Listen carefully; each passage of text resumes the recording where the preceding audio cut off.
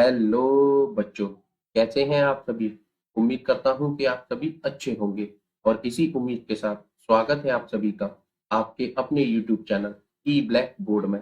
यहाँ हम सभी सब्जेक्ट सिखाते हैं बहुत सरल तरीके से। तो देर ना करते हुए चलिए वीडियो को शुरू करते हैं। बच्चों, इस वीडियो में हम कक्षा 7 की गणित विषय की प्रश्नावली 2.2 के बचे हुए प्रश्न यानी कि प्रश्न नंबर 4 से आगे के प्रश्न इस वीडियो में कराएंगे। इससे पहले के प्रश्न हम पिछली वीडियो में करा चुके हैं। यदि आपने अब तक वह वीडियो नहीं देखी तो नीचे डिस्क्रिप्शन में उसका लिंक दिया है। आप वहां से उस वीडियो को देख सकते हैं और अपना मैथ अच्छा कर सकते हैं। ठीक है ना। तो चलिए इसे शुरू करते हैं। प्रश्न नंबर 4। क्या है प्रश्न? कौन बड़ा है? ठीक है। देखिए, यहाँ हमें भिन्नों का दो जोड़े दिए हैं और पूछ रहा है कि ये वाला जोड़ा बड़ा है या ये। कैसे पता करेंगे? सबसे पहले हम इन्हें सॉल्व करेंगे। ठीक है ना। सॉल्व करना तो आप जानते हैं, हम पिछली वीडियो में बहुत अच्छे से करा चुके हैं। यहाँ पर भी कराएंगे, आप यहाँ पर भी बहुत आसानी से सीख जाएंगे। सबसे पहले बराबर का निशान, उसके बाद ये आगे वाली भिन्न को उतार दीजिए। ठीक है। अब ये जो का है, का को हटाइए और हटाकर क्या लगाते हैं? का हटाते हैं और उसकी जगह गुणा का चिन्ह लगा देते हैं। ठीक है। फिर 2/7। ठीक है। अब देखिए, कोई भिन्न आपस में ऊपर नीचे या तिरछे कट रही है। हाँ देखिए, 2 से 4 कट जाएंगे 2 बार। ठीक है। चलिए, अब क्या करेंगे? अब अंश और अंश का गुणा कर देंगे। यहाँ 3 है, यहाँ 1 है। ठीक है। 1 कहाँ से आया पता है ना। 2 से काटा, 2 एकम 2 और 2 दूनी 4। ठीक है, इसलिए अब 3 और 1 का गुणा करेंगे तो 3 एकम 3। ठीक है। नीचे 2 का गुणा 7 से, 2 सत्ते 14। ठीक है। अब इसे सॉल्व करते हैं। ये तो हो गया सॉल्व। अब यहाँ करेंगे। सबसे पहले 5/8। ठीक है। का है, का हटाएंगे, गुणा का निशान लगा देंगे। ठीक है। अब 3/5 उतार लेंगे। अब देखिए, कोई भिन्न आपस में कट रही है? ये नहीं कट रही, ये कट जाएगी तिरछी। 5 से कटेगी, 5 एकम 5, 5 एकम 5। ठीक है। और कुछ कट रहा है? नहीं। तो अब अंश में क्या बचा? 3 और 1। तो 3 और 1 का गुणा 3, मतलब 3 एकम 3। 8 और 1 का 8 एकम 8। देखिए बच्चों, भिन्नों को तो हमने सॉल्व कर लिया। अब हमें बताना है कि ये भिन्न बड़ी है या ये भिन्न बड़ी है। कैसे पता करेंगे? उसको मैं बहुत आसान तरीके से आपको सिखाता हूँ। देखिए बच्चों, इसके लिए हमने यहाँ 2 सेब लिए हैं। ठीक है। अब इस सेब को तो मैं बीच में से काट दूंगा, आधा आधा। ठीक है। तो मैंने काटा बीच में से। तो जब मैं इसे काटा तो यह किस तरीके से भिन्न मैं कहूंगा मैं? एक सेब था। ठीक है। इसके कितने टुकड़े कर दिए मैंने? 2 टुकड़े। ठीक है। एक ये और एक पहला नंबर और दूसरा नंबर। ठीक है। अब ये दूसरा सेब है। इसको मैं आधा नहीं काटूंगा, इसके करूंगा मैं बराबर बराबर के 3 हिस्से। ठीक है। पहला, दूसरा और तीसरा। अब मैं यदि इसे भिन्न के रूप में लिखूं तो कैसे लिखूंगा? एक सेब था, इसके कितने टुकड़े किए? 3 टुकड़े। ठीक है। अब आप मुझे ये बता सकते हैं कि किस सेब का टुकड़ा ज्यादा बड़े बड़े होंगे। ये तो एक सेब था, उसके केवल 2 हिस्से किए हैं, तो इसके हिस्से बड़े बड़े होंगे। ठीक है ना। यदि प्रतिशत में बात करें तो ये 50-50% के होंगे। ठीक है, आधे आधे हो गए ना। ठीक है। तो इसका सेब का एक टुकड़ा बड़ा होगा। ठीक है। अब इस सेब की बात करूं, जिसके मैंने 3 हिस्से किए हैं, तो इसके टुकड़े कितने होंगे? इस वाले से ये वाले हिस्से छोटे छोटे होंगे। ये 50-50% के थे, तो ये हो जाएंगे आपके 33-33% के। ठीक है ना। एक तिहाई हो गया ना। अब यदि किसी बच्चे को ये वाला हिस्सा मिले और दूसरे बच्चे को ये वाला हिस्सा मिले, तो बताइए किसके पास बड़ा हिस्सा आएगा सेब का? मतलब सेब के पास कितना बड़ा, मतलब किसी बच्चे के पास कितना बड़ा सेब आएगा, बता सकते हैं? इसी बात है, जिस सेब के मैंने कम हिस्से किए हैं, कम टुकड़े किए हैं, उस बच्चे को ज्यादा बड़ा हिस्सा मिलेगा। यानी कि ये वाला हिस्सा इस वाले से बड़ा रहेगा। ठीक है ना। इतना समझे। अब इसे भिन्न में समझते हैं। देखिए बच्चों, यहाँ ये अंश, यहाँ पर भी 1 है और यहाँ पर भी, यानी कि अंश समान है। ठीक है। अब यदि अंश समान होते हैं तो जिस भिन्न के हर छोटा होता है वह भिन्न होती है हमारी बड़ी। ठीक है। कैसे बड़ी होती है हमने यहाँ आपको बहुत अच्छे से समझा दिया। और जिस भिन्न का हर बड़ा होता है वह भिन्न होती है छोटी। इस तरीके से होती है, हम आपको बता चुके हैं। ठीक है ना, समझ में आया? फिर से एक बार दोहरा देता हूं। यदि अंश समान है तो जिसका हर छोटा होगा वह भिन्न बड़ी होगी, और जिसका हर बड़ा होगा वह भिन्न छोटी होगी। ठीक है, अब देखिए यहाँ 3 है, यहाँ पर भी 3 है, यानी कि अंश समान है। जब अंश समान होते हैं तो जिसका हर छोटा होता है वह भिन्न बड़ी होती है। तो इसमें कौन सी भिन्न बड़ी होगी? ये वाली। ठीक है, तो इधर चिड़िया का मुंह खोल देंगे, चिड़िया नहीं, चिड़िया की चोंच का मुंह खोल देंगे। ठीक है, चाहे तो आप इसे यहाँ तक ही छोड़ सकते हो, वरना आप अपना प्रॉपर तरीके से भी कर सकते हो, इस तरीके से। तो ये वाला हिस्सा बड़ा था ना, चिड़िया की चोंच का मुंह इधर की तरफ खोल देंगे, यानी कि ये वाली भिन्न हमारी बड़ी है। ठीक है बच्चों, सवाल समझ में आया? आ गया होगा, मुझे पता है। चलिए इसी का दूसरा करते हैं। 6/7 का 1/2 अथवा 3/7 का 2/3, बताइए इनमें से कौन सा बड़ा है? ऐसे आप नहीं बता सकते, फिर क्या करेंगे?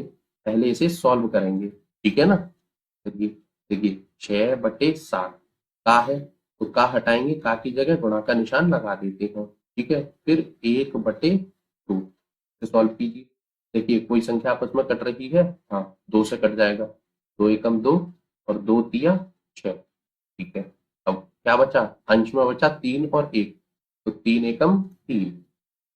हर में क्या बचा?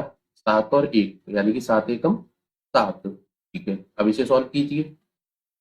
3/7, अब का है, का की जगह गुणा का निशान लगा देते हैं।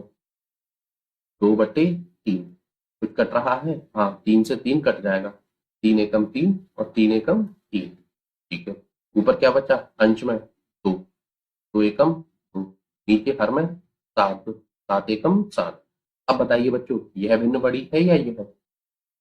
आप बता सकते हैं? ऐसे नहीं बता सकते, इसके लिए कुछ और समझना पड़ेगा।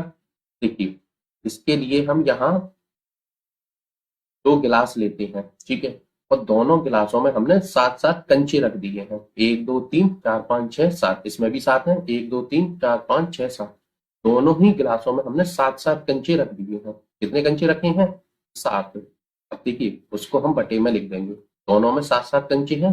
ठीक है, अब इस गिलास में से किसी बच्चे को हमने 4 कंचे दे दिए। ठीक है, कितने कंचे दे दिए? 4। ठीक है, कितने कंचे दिए हैं? 4, तो हम यहाँ लिख देंगे 4 दिए हैं। ठीक है, भिन्न के रूप में भी तो समझना है हमें। अब इस क्लास में से हमने किसी बच्चे को 3 कंचे दे दिए। ठीक है, तो यहाँ लिख देंगे 3। अब एक बात बताइए, किसका हिस्सा बड़ा हुआ? जिसको 4 कंचे मिले उसको, या जिसको 3 मिले उसको? जाहिर सी बात है, जिसे 4 मिले होंगे उसका हिस्सा बड़ा होगा। तो देखिए, तो जब हमने इसको भिन्न में समझा तो 4/7 है और यहाँ 3/7 है, दोनों का हर समान है। ठीक है ना बच्चों, इसका मतलब यह है कि जब हर समान होते हैं तो जिसका अंश बड़ा होता है वह भिन्न होती है हमारी बड़ी। ठीक है, और जिसका अंश छोटा होता है वह भिन्न होती है हमारी छोटी। समझ में आया? थोड़ा सा हो सकता है आप छोटे स्तर के बच्चे हैं, मतलब छोटी क्लास के, तो थोड़ी सी कंफ्यूजन हुई हो। आप इस वीडियो को यहाँ तक, इतने पार्ट को एक बार 2 बार 3 बार अच्छे से देख लीजिए, फिर आपके कॉन्सेप्ट बहुत अच्छे से क्लियर हो जाएगा। ठीक है ना? चलिए, मुझे उम्मीद है आप समझ चुके होंगे। चलिए बताइए अब कौन सी भिन्न बड़ी है? देखिए ये है 3/7 और ये है 2/7, दोनों के हर समान है, तो जिसका अंश बड़ा होगा वह भिन्न बड़ी होगी। ठीक है ना? तो चिड़िया की चोंच का मुंह किधर खुलेगा? इसकी तरफ। ये तो हो गया नॉर्मल तरीका। अब जो प्रॉपर है उसे भी कर लीजिए इस तरीके से। ठीक है ना? ये वाली भिन्न का जोड़ा पड़ा था ना, तो ये इधर चिड़िया की चोंच का मुंह हम खोल देंगे। ठीक है बच्चों, चलिए अगले प्रश्न पर चलते हैं। प्रश्न नंबर 5। सैली अपने बगीचे में 4 छोटे छोटे पौधे एक पंक्ति में लगाती है। ठीक है, तो सैली कोई एक लड़की है जो अपने बगीचे में 4 छोटे पौधे एक पंक्ति में लगाती है। ठीक है, 2 क्रमागत छोटे पौधों के बीच की दूरी 3/4 मीटर है। तो जो 2 छोटे पौधे हैं ना, उनके बीच की दूरी 3/4 मीटर है। प्रथम एवं अंतिम पौधे के बीच की दूरी ज्ञात कीजिए। अच्छा, देखिए बच्चों, शैली एक लड़की है, वो उसके पास एक बगीचा है। उसमें वो 4 छोटे पौधे लगाती है, ठीक है। और उनके जो 2 छोटे पौधे हैं उनके बीच की दूरी 3/4 मीटर है। तो थोड़ा हम इस तरीके से समझेंगे। देखिए, जैसे मान लीजिए ये बगीचा है और उसमें इसने ये पौधे लगाए हैं। तो एक पौधा, दूसरा पौधा, तीसरा पौधा और ये चौथा पौधा, ठीक है। तो उसने 4 पौधे लगाए हैं। और जो 2 छोटे पौधे हैं ना उनके बीच की दूरी, मतलब ये पौधा और ये पौधा, इनके जो बीच की दूरी है, ये यहाँ से यहाँ तक का जो दूरी है वो कितनी है? 3/4 मीटर है, ठीक है। इससे इसके एक पौधे से दूसरे पौधे के बीच की दूरी। तो वो पूछ रहा है कि जो प्रथम पौधा है ये वाला और जो अंतिम पौधा है, मतलब ये वाला यहाँ, ये वाला अंतिम पौधा, तो जो इनके ये बीच की दूरी है टोटल, वह कितनी है? कैसे पता कर पाएंगे आप? उसके 2 तरीके हैं। या तो आप एक काम कीजिए, ये 3/4 है और ये भी 3/4 मीटर है, ठीक है। और ये वाली दूरी भी 3/4 मीटर है, ठीक है। तो या तो आप इन तीनों को जोड़ दीजिए तो आपका आंसर निकल आएगा, या फिर ये जो एक पौधे के बीच की दूरी है ना, तो दूरियां कितनी हुई? एक तो ये वाली हुई, एक ये और एक ये, यानी कि दूरियां हो गई 3। तो इसमें आप 3 का गुणा कर दीजिए, ठीक है। आप जो चाहें वो कर लीजिए, वैसे गुणा करना ज्यादा बेहतर रहता है क्योंकि यहाँ केवल 4 पौधे हैं तो 3 दूरियां हैं, इसलिए आप जोड़ कर लेंगे। लेकिन यही दूरी ज्यादा होती, संख्या बड़ी हो जाती, तो गुणा करना ही बेहतर होता है, ठीक है ना। तो बस दूरियां देख लीजिए, पहली दूरी है, दूसरी है और तीसरी है, तो आप इसमें 3 का गुणा कर दीजिए, ठीक है। समझ में आया? चलिए इसे आप प्रॉपर तरीके से करते हैं। देखिए, 2 क्रमागत छोटे पौधों के बीच की दूरी कितनी है? ये लिखी है प्रश्न में ही, 3/4 मीटर। तो हम लिख देंगे 3/4 मीटर, ठीक है। अब प्रथम एवं अंतिम पौधे के बीच की दूरी, तो जो 2 छोटे पौधे हैं उनके बीच की दूरी और इसमें गुणा कर देंगे हम। कितनी दूरियां हैं? जो गैप है वो कितने हैं? देखिए, एक यहां से यहां तक का एक गैप हो गया, ठीक है। तो एक यहां से यहां तक दूसरा गैप, तो 2, और यहां से यहां तक तीसरा गैप, तो यानी कि 3 गैप हो गए, ठीक है ना। तो बस इसमें हम 3 का गुणा कर देंगे, ठीक है। गुणा कीजिए 3। अब देखिए, इसमें हर में कुछ नहीं है तो हम 1 मान लेंगे।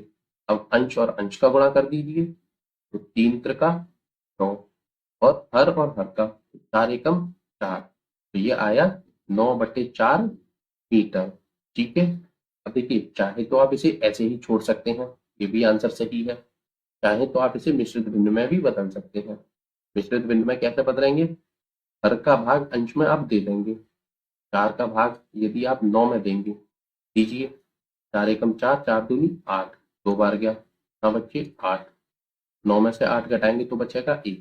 तो मिश्रित भिन्न हो गई आपकी तैयार। जितनी बार भाग जाता है, जो भागफल होता है, उसको तो लिखते हैं आगे, यानी कि 2 सही। शेषफल को अंश में, और जिससे भाग दिया जाता है वह हर में। तो जो हमारी मिश्रित भिन्न में ये आंसर आया, 2 सही 1/4 मीटर, ठीक है। दोनों ही आपके आंसर सही हैं, ये भी सही है और ये भी, लेकिन लिखेंगे आप एक ही, ठीक है ना, जो आपको अच्छा लगे। अच्छा बच्चों, एक बात बताइए, सवाल तो आपको समझ में आ रहे हैं और वीडियो पसंद आ रही है? यदि वीडियो पसंद आ रही है तो प्लीज इस वीडियो को लाइक कर दीजिए और चैनल को सब्सक्राइब करना बिल्कुल मत भूलिए।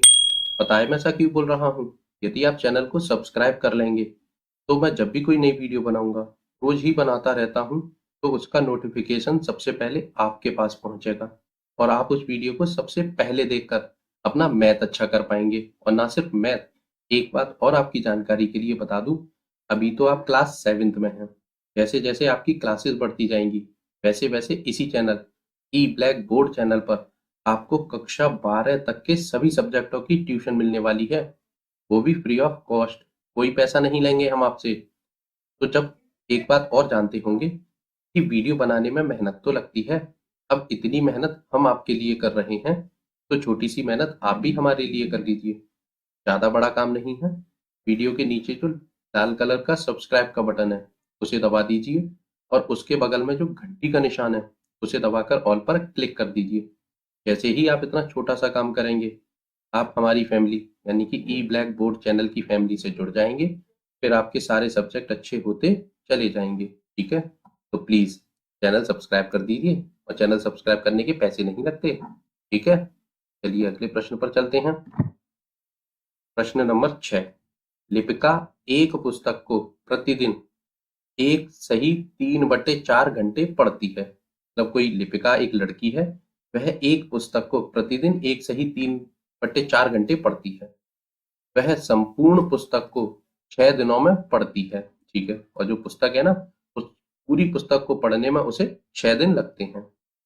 उस पुस्तक को पढ़ने में कुल कितने घंटे लगे? देखिए, दिन तो 6 बता दिए उसने कि 6 दिन लग रहे हैं, लेकिन घंटे कितने लग रहे हैं 6 दिनों में? क्योंकि एक दिन के घंटे उसने बता रखे हैं कि एक दिन में इतने घंटे पढ़ती है। तो आप कर सकते हैं इस सवाल को। देखिए, बहुत आसान प्रश्न है, कुछ नहीं। देखिए, एक दिन में जितने घंटे पढ़ रही है वो आपको दिए हैं और 6 दिन दे दिए हैं। कुछ नहीं, 6 दिन में जो एक दिन के घंटे हैं उनका कर दीजिए गुणा। क्या कर दीजिए? गुणा। आप अपना आंसर प्राप्त कर लेंगे। ठीक है ना, चलिए करते हैं। देखिए, हम लिखेंगे लिपिका द्वारा प्रतिदिन पुस्तक पढ़ने में लगा समय, मतलब एक दिन में जो समय लगा है वह कितना है? ये रहा, एक सही 3/4 घंटे।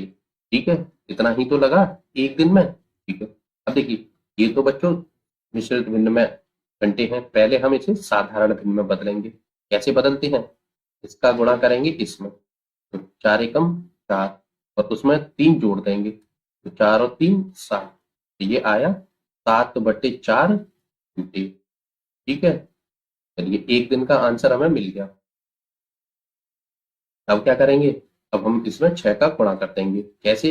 हम लिखेंगे संपूर्ण पुस्तक पढ़ने में लगा कुल समय। ठीक है, दिन कितने हैं? 6।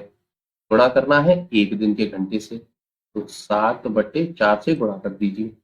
अब देखिए, 6 के बटे में कुछ नहीं है, तो यहाँ एक होगा ही होगा। ठीक है, अब देख लीजिए ऊपर नीचे कोई संख्या कट रही है?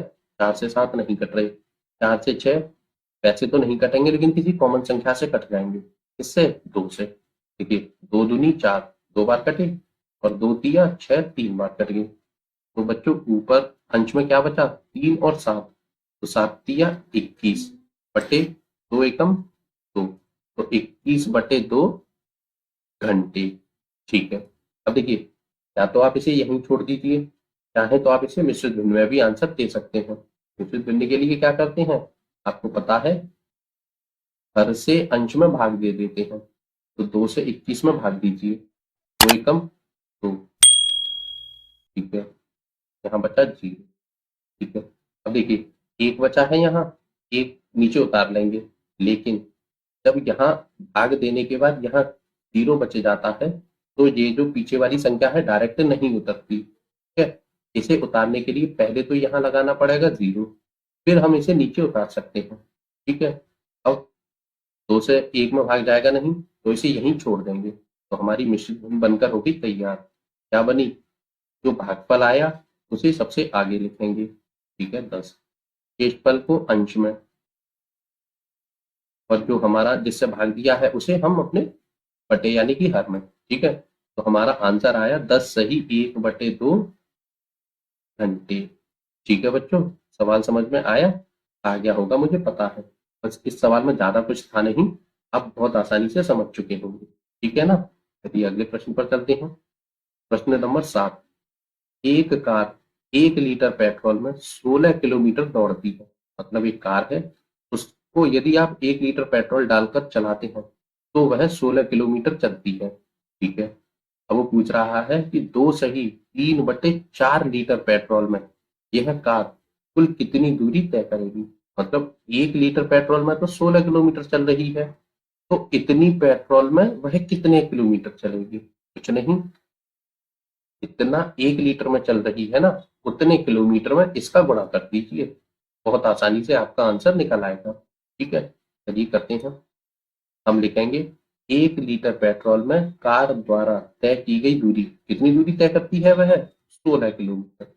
यहाँ लिख देंगे 16 किलोमीटर। ठीक है। अब वो पूछ रहा है कि 2 सही 3/4 लीटर पेट्रोल में कार द्वारा तय की गई कुल दूरी कितने लीटर में कितनी चलेगी। तो हम लिखेंगे 2 सही 3/4 में हम गुणा कर देंगे। किसका गुणा करेंगे, कितना 1 लीटर में चल रही थी उसका, यानी कि 16 का। ठीक है। ये दोनों संख्याएं कहां से आई पता है ना आपको, कितने लीटर में पूछ रहा था, उसमें 1 लीटर में जितनी चल रही थी 16 किलोमीटर का गुणा कर दिया। ठीक है। क्या करेंगे, देखिए ये मिश्रित भिन्न में है, सबसे पहले इसे साधारण भिन्न में बदलेंगे। तो साधारण भिन्न में पहले 4 से 2 में गुणा कर दीजिए, तो 4 दूनी 8 और 8 में 3 जोड़ दीजिए, 8 और 3 11, तो ये आ जाएगा 11/4। ठीक है। अब गुणा करना है आपको 16 से, 16 के बटे में कुछ नहीं है तो हम 1 मान लेंगे। ठीक है। अब काट पीट कर दीजिए, 4 से 16 कट जाएगा, 4 चौक 16 4 बार। ठीक है। अब ऊपर क्या बचा, 11 और 4, 11 और 4 का गुणा कर दीजिए, 11 चौक 44। ठीक है। अब हर में क्या बचा, 1। अब बटे में यानी कि हर में 1 होता है तो उसको हम हटा देते हैं क्योंकि उसकी कोई वैल्यू होती नहीं है। तो 44 क्या है, 44 किलोमीटर चलेगी इतने लीटर पेट्रोल में। ठीक है बच्चों, सवाल समझ में आया। चलिए अगले प्रश्न पर चलते हैं। प्रश्न नंबर 8 का पहला है, बक्सा खाली जगह मतलब बॉक्स बना दिया है, में संख्या लिखिए, मतलब इस बॉक्स में कोई संख्या लिखनी है ताकि 2/3 में गुणा करें किसी संख्या से तो वह 10/30 आ जाए। अच्छा, देखिए बच्चों, मतलब यहाँ हमें एक ऐसी संख्या लिखनी है जिससे हम उन दोनों 2 और उस संख्या का गुणा करें तो हमें मिल जाए ऊपर 10 और नीचे 30। ये कैसे पता करेंगे, आप एक बात सोचिए, आप 2 में किस संख्या से गुणा करें कि आपको 10 मिल जाए, पता है। आसान प्रश्न है, आप कर लेंगे। 2 से यदि हम 5 में गुणा करते हैं, 2 पंजे 10, तो 10 हमें मिल जाएगा, तो यानी कि यहाँ हम लिखेंगे 5। ठीक है। अच्छा, दूसरा, अब 30 3 में हम किस संख्या से गुणा करें कि हमें 30 मिल जाए, तो हम 10 से गुणा कर सकते हैं, तो 10 या 30, तो बटे में आ जाएगा बच्चों हमारा 10। देखिए ये संख्या छोटी थी इसलिए हमने इसको कर दिया, 5/10 आ गया। लेकिन यदि यही संख्या बड़ी होती फिर हम कैसे करते, उसका आसान तरीका है कि यहाँ जो संख्या लानी है उसके लिए आप इस संख्या से सीधे इस संख्या में भाग दे दीजिए। क्या दे दें, भाग। आप 2 से 10 में भाग दीजिए, कितनी बार जाएगा, 2 पंजे 10, 5 बार जाएगा, तो हमने ऊपर हमारा आ जाएगा 5। ठीक है। इसी तरीके से 3 में, सॉरी 3 से 30 में भाग दे दीजिए, 30 में 3 से भाग देंगे कितनी बार जाएगा, 3 ढाई 30, 10 बार। ठीक है। तो हमें दोनों भिन्न अपनी मिल गई, अंश भी मिल गया और हर भी मिल गया, ऊपर आएगा 5 नीचे आएगा 10। तो बक्से में क्या लिखना है हमको, 5/10 हम लिख देंगे। ठीक है, समझ में आया। इसी का सेकंड पार्ट है, बक्सा में प्राप्त संख्या का न्यूनतम रूप, यानी कि बक्से में क्या मिला था हमें, 5/10। अब इसका हमें न्यूनतम रूप लिखना है। देखिए 5/10 है ना, इसका न्यूनतम रूप क्या होगा, मतलब इसे किसी संख्या से काट दीजिए और तब तक काटिए यह कटना बंद ना हो जाए। किस कॉमन संख्या से कट रही है, देखिए 5 से ही कट जाएगी ये, 5 एकम 5 और 5 दूना 10, तो इसका जो न्यूनतम रूप आया 1/2 लिख दीजिए, 1/2 है। ठीक है, समझ में आया। इसी का दूसरा यानी कि बी पार्ट करते हैं, बक्सा में संख्या लिखिए ताकि 3/5 में गुणा करें तो हमको क्या मिलता है, 24/75। ठीक है ना। तो मैंने अभी आपको बताया था कि डायरेक्ट इससे आप इस संख्या में भाग दे दीजिए, 3 से 24 में भाग दीजिए, कितनी बार जाएगा, 3 छींग 18, 3 सत्ते 21, 3 अट्ठे 24, 8 बार गया, तो हम ऊपर लिखेंगे 8 क्योंकि हमें अंश मिल गया 8। ठीक है। अब हर चाहिए तो हर से इस हर में भाग दे दीजिए, कितनी बार जाएगा, 5 का पहाड़ा ऐसे पढ़िए 75 तक पहुंच जाए, तो 15 बार जाएगा, 15 पंजे 75। ठीक है, तो हर भी हमको मिल गया 15। ठीक है, तो जो हमें चाहिए था बक्से में वो क्या मिला, 8/15। ठीक है। अच्छा, अब इसका बी है कि बक्सा 8/15 में प्राप्त संख्या का न्यूनतम रूप, अब देखिए 8/15 को आप किसी संख्या कॉमन से काट सकते हैं? नहीं काट सकते। तो इसका जो न्यूनतम रूप रहेगा वह यही रहेगा 8/15। ठीक है। अच्छा बच्चों, सवाल तो आपको समझ में आ रहे हैं और वीडियो पसंद आ रही है। यदि वीडियो पसंद आ रही है तो प्लीज इस वीडियो को लाइक कर दीजिए और चैनल को सब्सक्राइब करना बिल्कुल मत भूलिए। कक्षा 12 तक के सभी सब्जेक्टों की क्लासेस, ट्यूशन वीडियो आपको तभी मिलेगी जब आप चैनल को सब्सक्राइब कर लेंगे। ठीक है। और चैनल सब्सक्राइब करने के पैसे नहीं लगते, प्लीज कर दीजिए। छोटा सा ही तो काम है, बस वीडियो के नीचे लाल कलर का सब्सक्राइब का बटन दबाना है और उसके बगल में जो घंटी का निशान है उसे दबा देना है। बस इतना छोटा सा काम है, कर दीजिए। अच्छा बच्चों, इस वीडियो में हम केवल 8 ही सवाल करेंगे क्योंकि इस एक्सरसाइज में आपके 8 ही प्रश्न हैं। इसका मतलब यह एक्सरसाइज यानी कि यह प्रश्नावली आपकी यहाँ होती है समाप्त। अब मिलते हैं अगली वीडियो में अगली प्रश्नावली के साथ। तब तक के लिए बहुत बहुत धन्यवाद। Good bye.